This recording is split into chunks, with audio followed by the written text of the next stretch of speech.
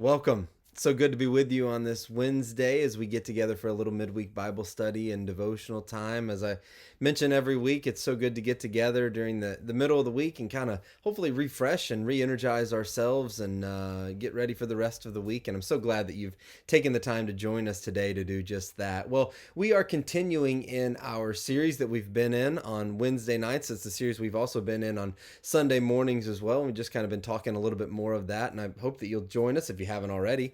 Or if you don't already, join us on Sunday mornings for we have Bible study at 9:30, then we have our worship time and our teaching time at 10:30, and also have in-person Bible study at 6:30 on Wednesday nights, and hope that you'll come join us on that. But also just good to be able to get together, and any medium that we can get together on is good. And so I'm so glad that you've chosen to join us to do that this evening. And as I said, to study together in a series that we are looking at the Sermon on the Mount, Jesus' words in the Sermon on the Mount, and that's found in Matthew chapters 5 through 7. And today we come to Jesus' words in Matthew chapter 5, verses 38 through 42, where he says this: "You've heard that it was said, an eye for an eye and tooth for tooth. But I tell you, do not resist an evil person. If anyone slaps you on the right cheek, turn to them the other cheek also. And if anyone wants to sue you and take your shirt, hand over your coat as well. If anyone forces you to go 1 mile, go with them 2 miles. Give to the one who asks you, and do not turn away from the one who wants to borrow from you." I heard a story about two tugboat captains way down south on the Mississippi River who had been friends for years. And when they'd see each other out on the water, they would always cry, "Aye, aye," to each other. And they would toot their tugboat horns as they passed by each other. And there was a new crewman working on board one of the ships, and he was kind of wondering what's going on. And he asked his crewmate, he said, what in the world do they do that for? And the mate kind of looked surprised, and he replied, "You mean you've never heard an eye for an eye and a toot for a toot?" I know, corny joke. But in all seriousness, I suspect that few of us would admit to living by the motto that Jesus talks about in verse 38 of that passage that we just read: an eye for an eye and a tooth for a tooth. Not a toot for a tooth, but a tooth for a tooth. But if we're being completely honest, there is something inside of us that enjoys the idea of getting revenge and retaliation, of people getting what we might say is, should be coming to them, right?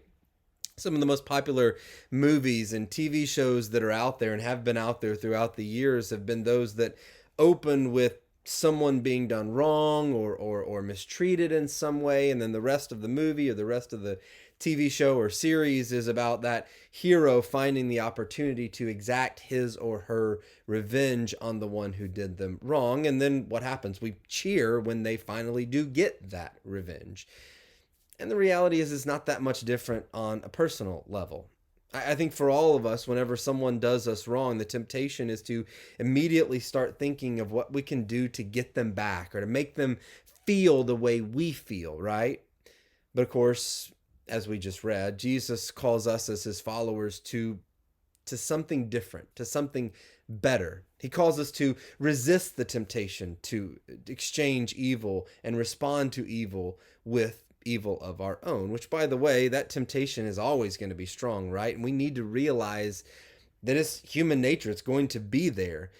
But I think it's also important to realize and remember the emptiness and the hollowness of that feeling. And when we act on that feeling of revenge and the resentment that we often feel, because revenge and retaliation doesn't in the end lead to healing, right? It only drives us further from it, which is why not only does Jesus call us to resist the temptation for revenge, but he even takes it a step further, and he calls us to actually show love and kindness to those who do us wrong.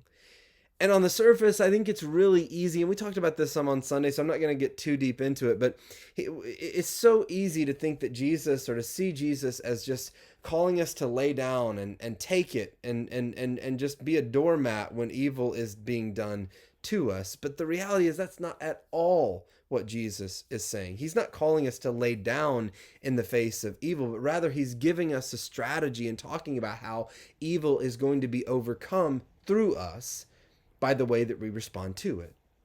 The story is told of Abraham Lincoln, that he was once accused of being too nice to his enemies. He was told to be more firm. He needed more firm and forceful, and that he must destroy his enemies. And Lincoln responded by saying, I do destroy them when they become my friends. Now, just to be clear, Jesus is not excusing wrongdoing here or suggesting that those who do wrong to us or to others shouldn't be called to account for the things that they've done, for their actions. But rather, Jesus isn't focusing on that. Rather, he's focusing on how his disciples, how we as kingdom followers are to act as kingdom followers in the kingdom of God.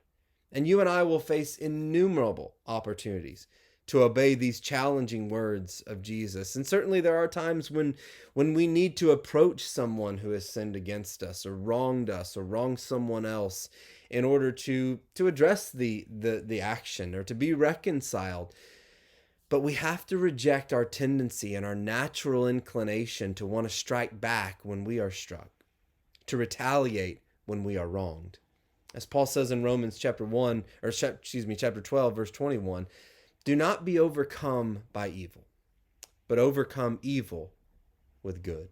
After all, as someone once said, an eye for an eye will make the whole world go blind. Hope you have a blessed day. God bless.